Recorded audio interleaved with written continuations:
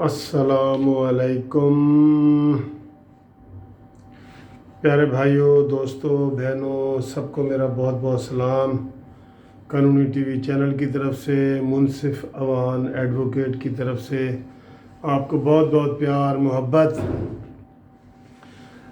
दोस्तों, आज मैं आपको थोड़ी ये बात करना चाह रहा हूँ कि जो हमारे इदारे जो हैं, इदारे वो किस तरह तबाह हो रहे हैं, और मैं सबसे ज़्यादा किस बात पे शर्मिंदा हूँ, कब हुआ था और किस बात पे शर्मिंदा हूँ, ये मैं आपको आखिर में बताऊँगा। दोस्तों, जैसे कि आप जानते हैं कि अब ये कल की ताज़ा मज़ीद ख़बर है कि इमरान ख़ान ने रेलवे की जो ज़मीन है उसको बेचने का इरादा कर लिया है, ठीक है। और उसके साथ ही लगा हुआ था कि इमरान ख़ान ने जो रोज़वेल्ट होटल है एक न्यूयॉर्क में, उसको भी बेचने का फ़ैसला किया, ठीक है। स्टील मिल को बेचने का पहले फ़ैसला हो गया था, और कल ही की खबर है कि PTDC जो है, पाकिस्तान टूरिज़म डेवलपमेंट कॉरपोरेशन के तमाम नौकरों मुलाजमीन को फ़ारिग कर दिए गए हैं। 10,000 स्टील मिल के भी फ़ारिग हो गए हैं। तो दोस्तों, ये क्या हो रहा है? ये क्या हो रहा है? जुडिशरी का अगर देखें तो एक सुप्रीम कोर्ट का सिटिंग जज जो है इंसाफ मांगने के लिए आके तो क्लाइंट बन के आ जाता है, तो क्या रह जाता है बीच में? दोस्तों, ये आप देख लें कि हर इदारा तबाही की तरफ जा रहा है, और इमरान ख़ान को जिस मकसद के लिए बुलाया गया था, जिस मकसद के लिए सारे लोग अब शकूक व शुबात कर रहे हैं, पहले तो लीडर कर रहे थे, अब अवाम भी कर रहे हैं कि ये पाकिस्तान की तबाही करके ये जाएगा। ये कोई भी इदारा हो, PIA के हवाले से तो मैं कह रहा हूँ अब पाकिस्तानियों की, हमारी सबकी डिग्रियां मशकूक हो गई हैं। आप कसम से ग्रीन पासपोर्ट की जितनी तौहीन इस इमरान ख़ान ने इस वजह से कर दी है ना, आप ग्रीन पासपोर्ट आप बाहर जाएंगे तो आपको लग पता जाएगा कि ये हमारा ग्रीन पासपोर्ट को कितना जलील और नीचे इमरान ख़ान गिरा के गया है।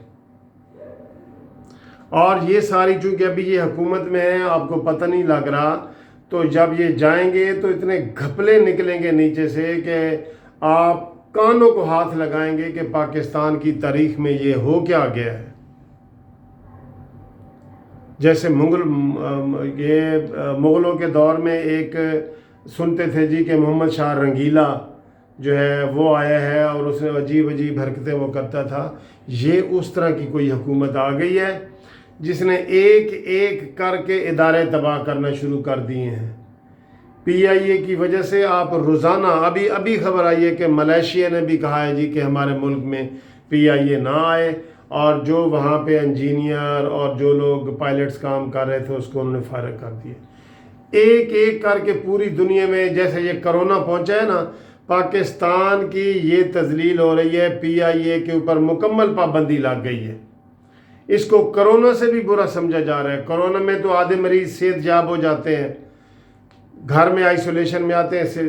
भाई, इसका पायलट का तो गिरा हुआ बंदा नहीं ना बच सकता।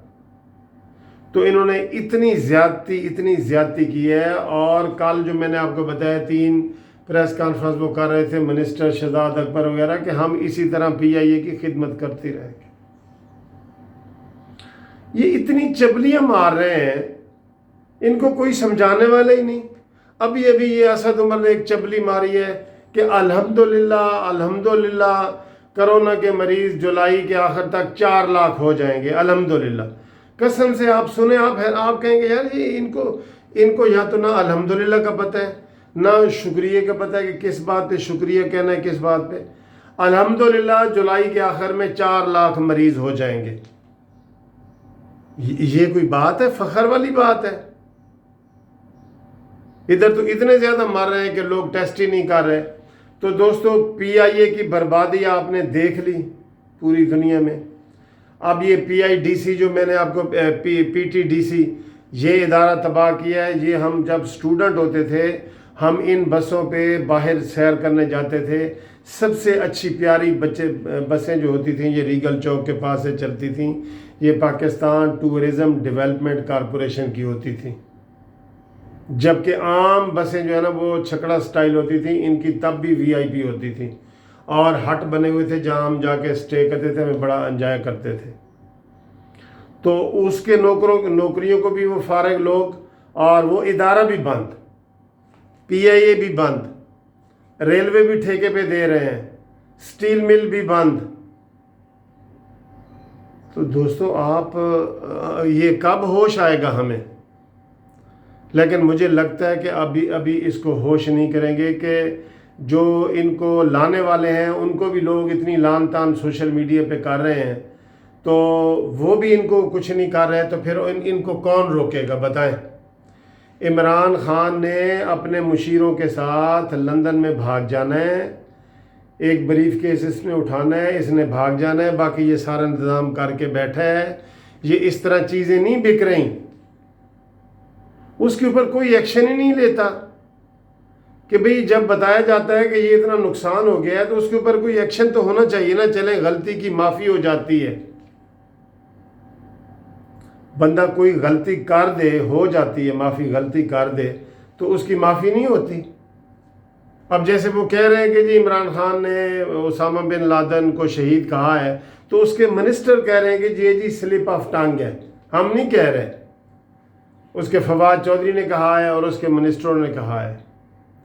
تو عمران خان نے تو ایکسکیوز نہیں کیا کہ نہیں جی ہاں یہ سلپ آف ٹنگ ہے, یا میں بلاول بھٹو نے کہا جی واضح کر دو کہ یہ سلپ آف ٹنگ تھی یا آپ کا یہ نظریہ ہے, کیونکہ اس نظریے کی بنیاد پہ دنیا میں اور ایک بحث شروع ہو گئی ہے کہ پاکستان جو ہے نا وہ طالبان کے ساتھ ملا ہوا ہے, اور یہ جو دہشت گردی ساری ہو رہی ہے. انڈیا کے ٹی وی چینل ڈھول بجا رہے ہیں اس بات پہ. اور یہ تو میں اداروں کی بات کر رہا ہوں نا دوستو, آپ یقین کریں یہ جو سب سے بڑی دکھ والی بات ہے, یہ جو آزاد کشمیر کا مسئلہ ہوا ہے, اب ہمارے ہاتھ سے وہ گیا. وہ انڈیا کا جیسے اٹوٹ انگ وہ کہتا تھا, اب اس کا وہ اٹوٹ انگ ہے. اب کسی وقت بھی انڈیا کہہ دے گا کہ جی آزاد کشمیر بھی ہمیں دو, جی ہم اس کے اوپر حملہ کرتے ہیں, پھر ہم آزاد کشمیر کے اوپر لڑنا شروع کریں گے. جب کوئی ایکشن ہی نہیں ہے, الٹا مودی کی حمایت کی جا رہی ہے سلامتی کونسل میں, اتنے وہ روتے ہوئے بچوں کی تصاویر آ رہی ہیں, تو ہماری حکومت کچھ کر رہی ہے؟ نہیں نا کچھ کر رہی. تو سارے ادارے تباہ, پاکستان تباہ.